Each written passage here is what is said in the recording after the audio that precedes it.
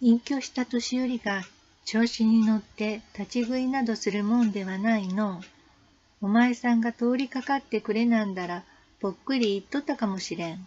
本当に助かったよ。ありがとう。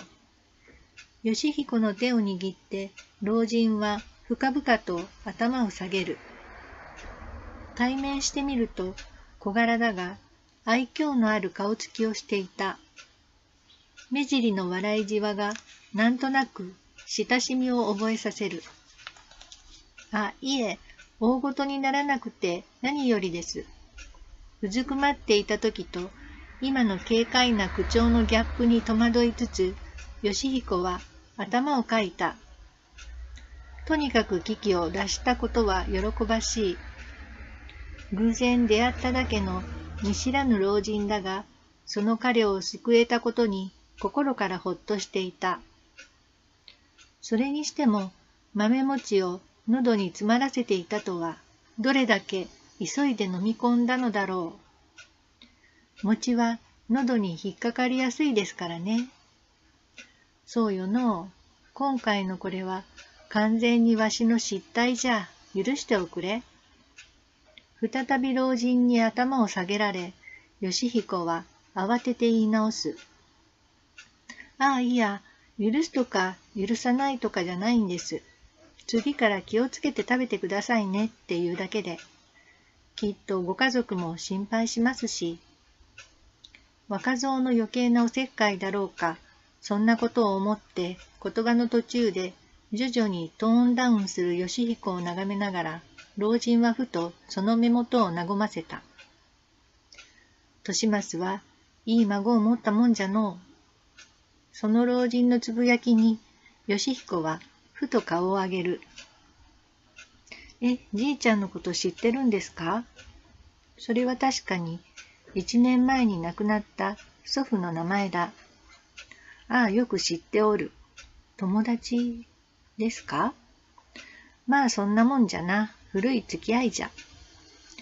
老人は懐かしそうにうなずいて、おもむろに地面に転がっていた風呂敷包みを拾い上げ、その中から文庫本より少し大きいサイズの緑色の冊子を取り出した。今日はお前さんに用があったんじゃ。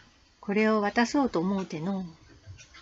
そう言って差し出された冊子は、和紙が屏風折りになって綴られているタイプのもので、新品とは言い難く、表紙に多少の汚れがあるのが目についた。これは？義彦が怪訝に問い返すと、老人は穏やかな視線をその冊子に注ぐ。利増から預かったものじゃ。ちょいといろいろあったんじゃが、結局孫のお前さんに渡すことで相違となった。なんだかよく意味がわからない。預かったものということは、もともと祖父のものだったということだろうか。お前さんなら立派に役目を果たせるだろうよ。後のことは狐に聞いてくれ。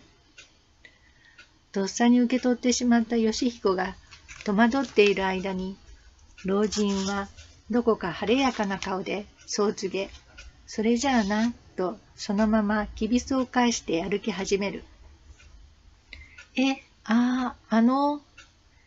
義彦は慌てて着流しの背中に呼びかけてみたが、老人は思った以上に軽やかな足取りで振り返ることなく歩いていく。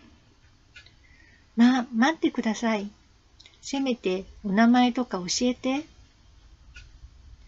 老人の背中を追って路地の角を曲がった義彦は、あっけに取られるようにしてその場に立ち尽くした。先ほどまで追いかけていた着流しの背中が、瞬きの間に忽然と消え失せている。目の前には、両脇に住宅の並ぶ見慣れた路地が続いているだけだ。どこか脇道にそれたのだろうか。じいちゃんの同級生かな。年齢的に見るとその可能性が高そうだが、結局何者だったのだろう。義彦はしばらくの間迷っていたが、結局冊子を返すことを諦めて、短く息をついた。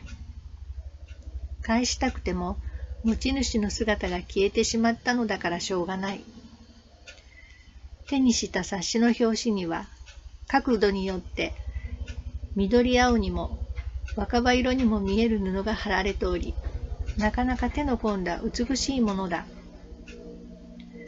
一応中を確かめると、全体の3分の1ほどはすでにページが埋まっている。なんだこれ。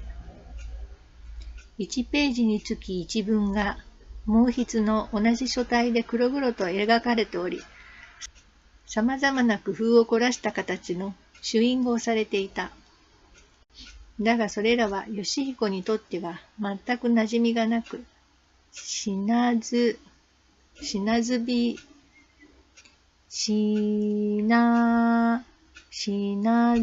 彦神、天の首、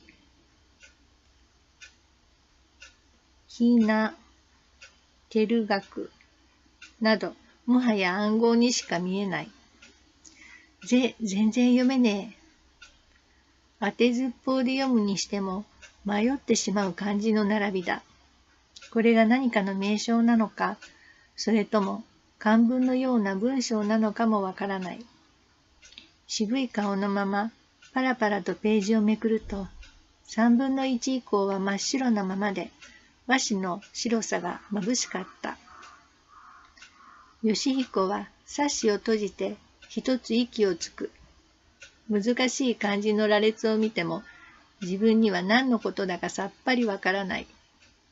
一体祖父は何の目的でこれを持っていたのだろう。とりあえず帰るか。家族の誰かに聞けば、覚えのある者もいるだろう。そんなことを思いながら、義彦は家路を急ぐ人々に紛れて、再び歩き始めた。義彦の家では、両親と妹と共に、1年前まで父方の祖母が同居していた。祖母は、義彦が高校生の時に心臓の病で急逝し、以降一人になった祖父を父が引き取る形で同居が始まったのだ。もともと穏やかで物静かだった祖父とは、どことなく言葉にしなくても通じ合えている部分があり、義彦にとってはとても安らげる存在だった。祖父もまた義彦と似たような思いを抱いていたらしく、あれこれと口は出さないものの、運動会や遠足の前にはてるてる坊主を作ってくれたり、風邪をひけば特製の卵酒を作ってくれたりする優しい人だった。神社に参拝することを日課としており、義彦を連れて大主神社に行くこともあれば、一人でふらりと参拝旅行に行ったりもしていた。その祖父が脳幹出血で倒れたという連絡を受けたのは、義彦が野球という拠り所を失ったのとちょうど同じ頃だった。なかなか意識が戻らず、担当医にも年齢が年齢だけに覚悟してくださいと言われ、義彦は野球に続き、昨日まで当たり前のようにそばにあったものが、突然なくなるかもしれない現実を再び突きつけられたのだ。その祖父の死を電話で知らされたあの日の空は、皮肉なほど晴れ渡っていた。針のむしろのような会社にいることがたまらず、昼休み、一人逃げるように出てきた公園で、コンビニのおにぎりを無理やり口に押し込んでいた時のことだった。携帯を耳に押し当てたまま見上げた、果てしない青の空。その残酷な美しさは、義彦の中に残っていたわずかな意地と張り詰めていた我慢の糸をあっけなく切断した。行ってきますという妹の声が開花からかすかに聞こえた気がして、義彦はうっすらと目を開いた。一瞬夢と現実が混同して、3回瞬きをする間に見慣れた自室の風景を自覚する。時刻は午前8時半。まだ大学生の妹が一元のために学校に向かう時間帯だ。野球しか取り柄のなかった兄と違い、彼女は生徒会などの役員もしていたせいで、教師や保護者の覚えもいい。家でも家事を手伝ったりするできた妹なのだが、いささか気が強く、兄に対する扱いが存在だ。よしひこ、起きてるの？今日はバイトが休みのため、もう一度寝直そうと寝返りを打ったよしひこの耳に、ベランダに洗濯物を干しに来たらしい母親の声が届く。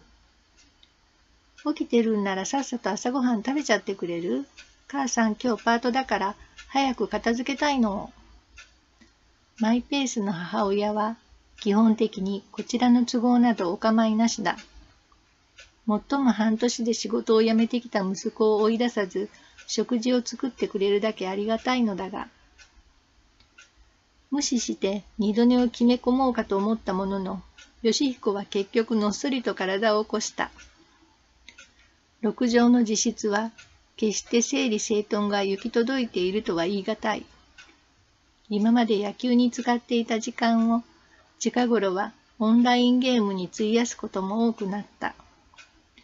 床に積み上げた雑誌を避けてベッドから降りようとして、よしひこはふと散らかったままの机の上に目を留める。あれ？昨日見知らぬ老人からもらった冊子が、なぜだかページが開いた状態になっている。確かに昨日は閉じた状態でここに置いたはずなのだ。風のいたずらという可能性も考えてみたが、窓は換気のために細く開けているだけで、とてもページをめくるほどの強風が入り込んだとは思えない。よしひこはあくびをかみ殺しながら机へと近寄る。昨日両親にそれとなく冊子のことを聞いてみたが、二人とも全く心当たりはないとのことだった。ただ、祖父は全国各地の神社を参拝していたこともあり、その時に使っていた記録帳のようなものではないかということだ。冊子の中にあった一文をパソコンに打ち込み、検索をかけてみたところ、どうやらそこに描かれているのは神様の名前らしいということは分かった。しかし結局、それ以上のことは分からないままだ。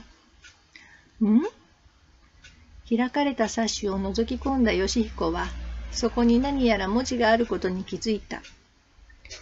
3分の1ほど埋まっていたページの最後、相変わらず何と読めばいいかわからない新名の次に、薄い墨で書かれた筆の跡がある。こんなのあったっけ？まだ寝ぼけているのかと思って目をこすってみたが、どうやら現実のようだ。昨日確認したときは見逃していたのだろうか。ほういいしん。冊子を手に取って、よしひこは書かれた文字を一つずつ読み上げる。三つを並べて何と読むのかさえよくわからない。方位人だろうか。それまでのページと同じ書体の慣れた筆使いで書かれた文字は、羽や留めが柔らかな美しいものだ。ただ使われているのは、お香典の表書きに使うようなごく薄い墨で、すでに埋まっている他のページの文字のような黒々とした力強さはない。なんだこれ。その3文字以外には何の記載もなく、よしひこは首をひねった。寝起きの気だるさも手伝って、ぼんやりとそれを眺める。どう解釈すればいいのかよくわからない。とりあえず、この3文字を検索してみようと、パソコンを立ち上げかけたよしひこの耳に、再び母の声が届く。よしひこ、ご飯食べるの？食べないの？あ、食べます。ドアの前で再び叫ぶ母親にそう言い返しておいて、よしひこは慌てて朝食を取りに階下へと向かった。